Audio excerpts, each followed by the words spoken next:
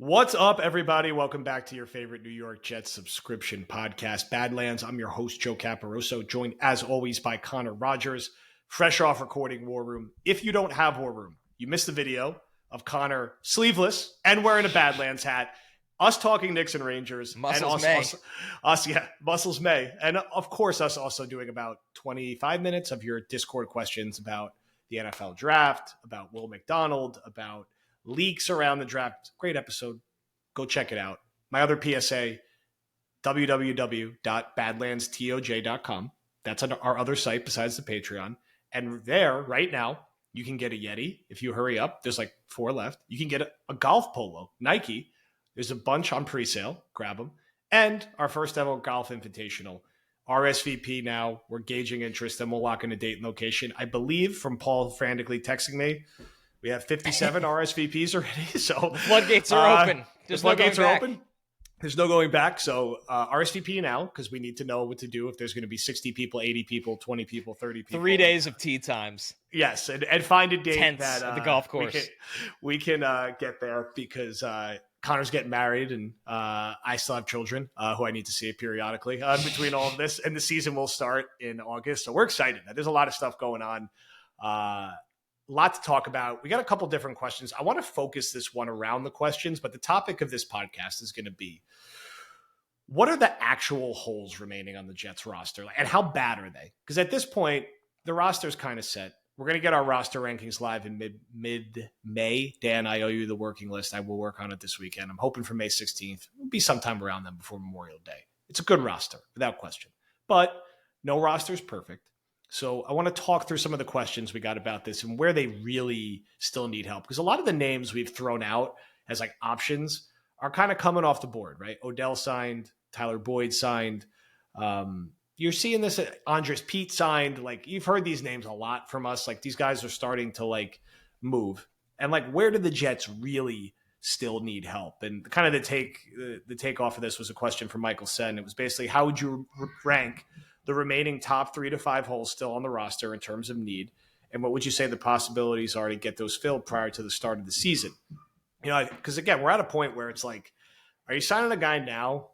Or are you waiting until training camp? Are you waiting to like see a little more in OTAs and mini camp and like see if there's an injury preseason? And then you could get guys late. They got Dwayne Brown late. They got Dalvin Cook late. Again, not all of these worked out, but you get the point. The Jets have a habit of signing guys close to the season.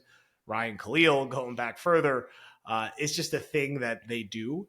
And there's still some spots to be addressed here. Now, when I look at it, I'm less worried about offensive line now because I wonder how many offensive linemen are you really carrying, right? I mean, they're almost full. I know there's some stuff with special teams, but if they like Kuntz and they brought Yeboah back, are they going to carry 4 tight ends with Ruckert and Conklin and say Yeboah is going to be like a key blocker for us on these new kick returns?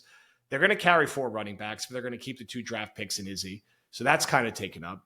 And our offensive line, it's like, we know who the first 8 are going to be. That's locked in stone with Olu, Carter Warren, and Schweitzer being, 6, 7, 8. 9 right now is Max Mitchell. So you're saying you're someone like competing with Max Mitchell, and maybe you're going to carry 10. I don't know, but the Jets also want to carry a lot of D linemen. I don't think Bakhtiari is coming here to be, a 4th or 5th tackle. I don't think Connor McGovern wants to come back to back up Tippmann. There's not like really much out there. So that's kind of off my list. I still feel pretty strongly about receiver because when I go through it, this is more of a half glass empty look at it. Love Garrett Wilson. He's really never missed any time throughout his career. He's going to miss some games at some point. I pray to God it doesn't happen. He's arguably my favorite player in the team, but it could happen at some point. Mike Williams, 30 plus, coming off ACL. And the coaching staff is not sure if he's going to be ready or not by week 1. Alan Lazard, healthy scratch down the stretch last year. Corley, we're excited about, but he's a day 2 rookie. After that, it's kind of a crapshoot. So, man, another veteran there, like you would feel better if you had someone with some experience in the mix. You look at safety. I did flag Tony Adams as a potential breakout candidate for them, but you got Adams, who's coming off a disappointing year. Clark coming off an injury. Ashton Davis, who's really more of a special teamer and a backup. Can you get a veteran there? Those are the two main ones that come to mind for me. Like I feel like you could say defensive line and filling in the JFM. Is that Calais Campbell? Is that another veteran we're not thinking of? Those are kind of my main three. Where's your head at with it now? Yeah, I think where you left off is where I start. I would think defensive line is still the problem with defensive line, right? Because, man, Calais Campbell would be really interesting. It's really D-line and safety.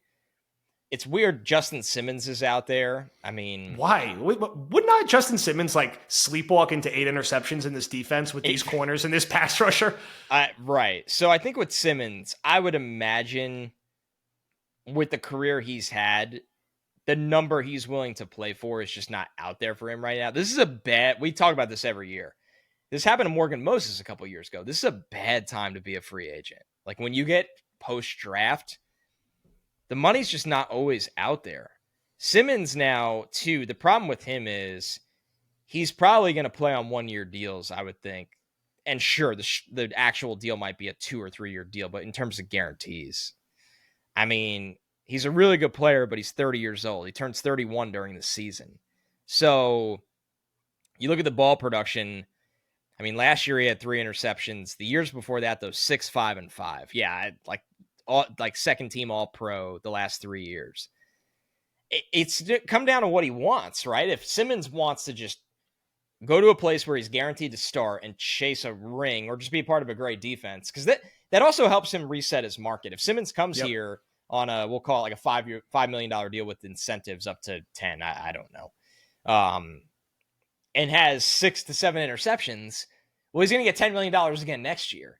And he's still on a team that's really competitive. So that's something he's going to have to make up. It's always interesting how guys play the market, where some guys play it, let me take all my money now, which usually tells you that they're thinking like, man, I might be getting to the end of the road. Or they go more strategic with it and say, I'll take some money now, but I'm really trying to line up my deal for the one after this, because this is May and June. It's not a time you want to be a free agent. And next year he won't be a free agent in May or June, most likely. He'll be a free agent when everybody's getting paid. So I would make a play for Justin Simmons. I don't know if the Jets are in that market, but they should be, because I don't think safety is great on this team. Defensive line, the problem I have with defensive line is front line, it's like great, right? I mean, you look at it and you go, Quinnen Williams, one of the best D tackles in the league. You have edge pass rush. You don't really need help there. Kinlaw is solid, but hurt a lot throughout his career. The guys they're going to rotate in behind all these guys, Solomon Thomas, Lecky Fotu, and Michael Clemens, I don't think any of the three are good. Like, maybe the Jets get more out of them, and that take looks wrong half a year from now. But just from what I can watch over the last 2 years, and people last year were like, man, Solomon Thomas got a lot better this year. He really kind of stumbled into some plays. Yeah, stumbled into some sacks. Yeah, he's a liability against the run. Clemens is a liability as a pass rusher and not a good enough run defender. And then Fotu was on a really bad team last year, so I do want to give him some benefit of the doubt that in a situational role here, he could be better.